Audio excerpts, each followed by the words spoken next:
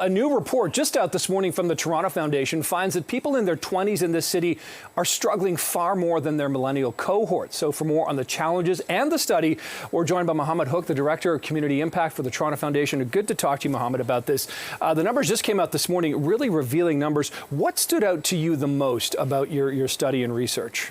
Well, our study looked at a few different dimensions of 20-somethings. We looked at their mental health, we looked at financial stability and social connectedness. I think what stood out for me was something that we probably already know. So, 40% of 20-somethings in the city, reported concerns about being able to pay rent or mortgage. And you might assume that that's going to be likely the case as you're kind of starting out your careers and you're more financially precarious. But what's interesting was that same question was asked just in 2022, and it was about half the number. So the rate of change is really accelerated. And so younger people are feeling increasingly more financially precarious.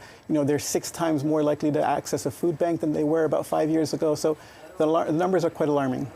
Of course, a lot of people may be watching and thinking, okay, well, I struggled when I was in my 20s as well. How is this any different? How does the Toronto Foundation see the current sort of crop, as it were, of 20-somethings versus maybe 10 or 20 years ago?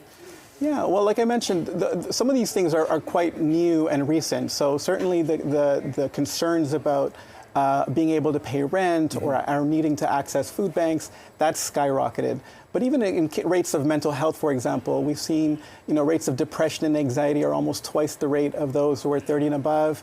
40% of 20-somethings are saying that they're lonely most of the week. That's compared to only 31% of those 30 and above. So the disparities are quite stark, and when you consider the fact that 1 in 7 Torontonians fall into that age bracket, it really is a considerable number. It's interesting because your numbers, Mohammed, are coming out on the same day that we've got another study coming out about the cost of post-secondary education in this country, and that about a quarter of students are saying they're considering or have considered dropping out just because of the sheer costs. It seems like people in this age cohort are dealing with incredibly increasing costs, but not enough ways to sort of catch up or feel like they can catch up. What are the potential impacts and harms then of this?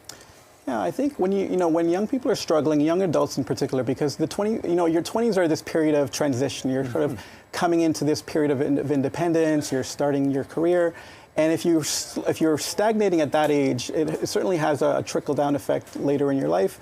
And the area that I think we're also concerned about is the fact that younger people are increasingly attached to their screens, and that heightened, increased screen time is correlated with anxiety and depression.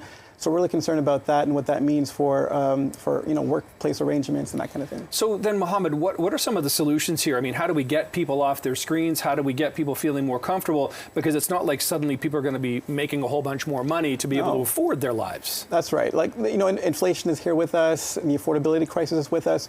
But I think one of the things that we're really trying to do is call on employers in particular to offer opportunities for younger people to have meaningful engagements and connections at work. Those in their 20-somethings report far more a desire to come into the office than their older counterparts. And so having meaningful engagements, being opportunities for team building in person, face-to-face, that's such a critical piece. Okay, Mohammed, it's a really interesting conversation. Thanks for bringing these numbers to light for us this morning. Good to meet you. Thanks so much for your interest. Thank you. Bye. Okay.